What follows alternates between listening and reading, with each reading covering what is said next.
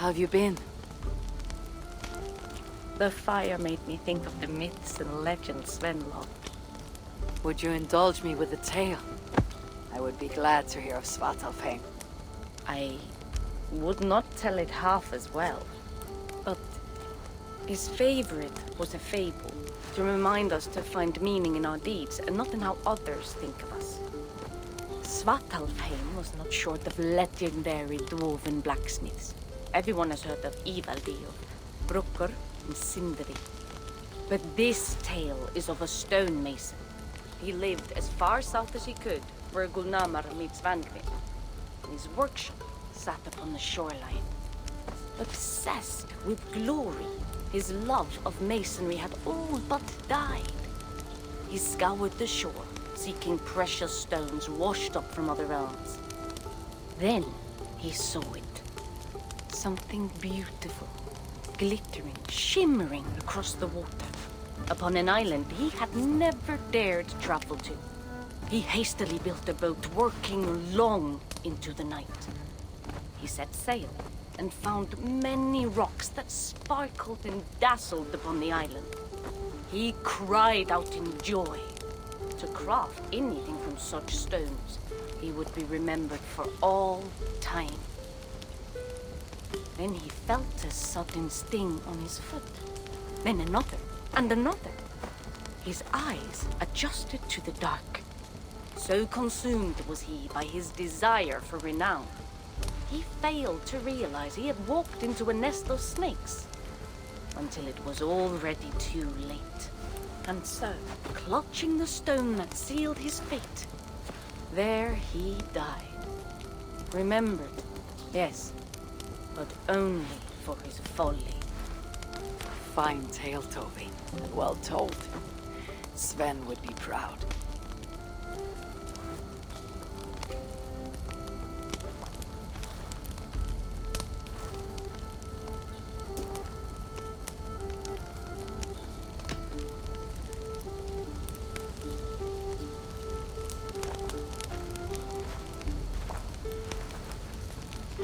Are you and Bridget well? Of course. The flames soothe my mind, as do the tales told here. Do you have one to share, Gunnar? A legend of Svartalfheim. Aye, a story of a king who could not see the wood for the trees. Reidmar, greatest of dwarven kings. Within his palace in Gulnamar, he wanted for nothing except an heir. Reidmar and his wife had grown old. Perhaps too old.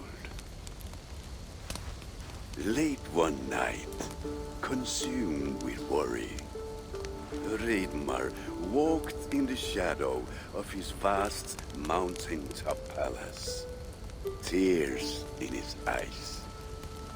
"The great king! What ails you?" a voice said. Afraid, Reidmar saw no one. "Who goes there?" he replied. Then he saw who addressed him. A vast and ancient tree, perhaps almost as old as Ymir himself. Reidmar sat upon its roots and told the tree he feared he was too old to give his subjects the legacy they deserved. The tree was so moved, it wept and offered its tears to Reidmar. "Drink, great king," it said, "and your woes shall be washed away." Reidmar observed the grass, the meadows, the leaves of the tree. His subjects' happiness could be seen in how they cared for the land. His legacy was all around him. Reidmar felt at ease, realizing he had everything he needed, and asked that the land receive the tree's gift instead. The trees' happy tears flowed evermore, enriching the land. 9 moons passed, and a baby's cry rang through Reidmar's palace. Long would dwarves place gifts in the weeping tree's roots, in memory of Reidmar and his kindness that shaped all he touched. All things happen when they should, old friend. I hope so.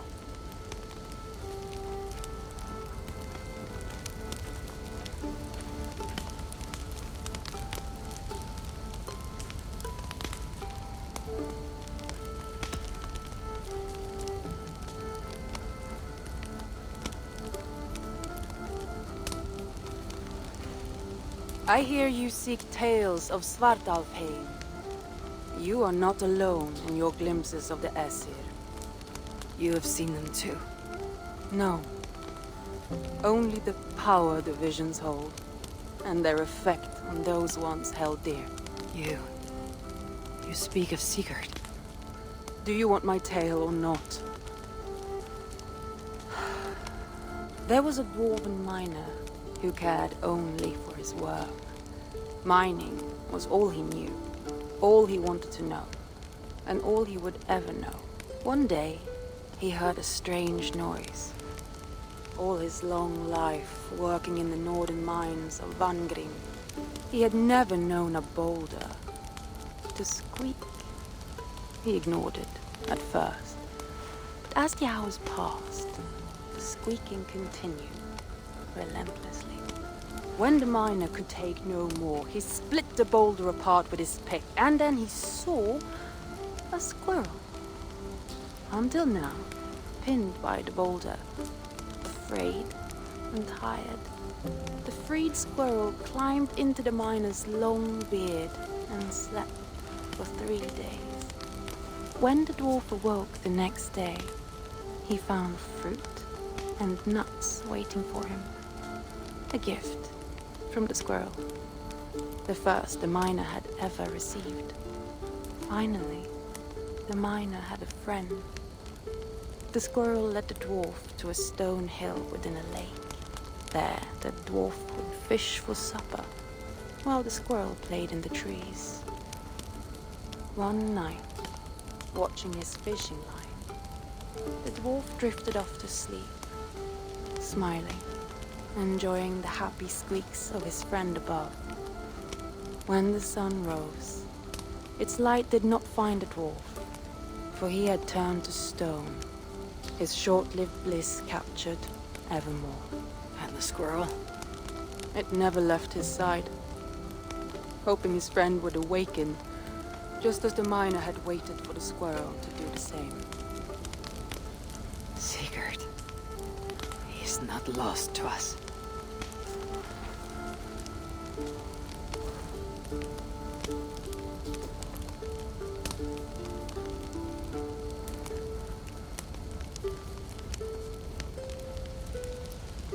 In every great story there is truth to be found.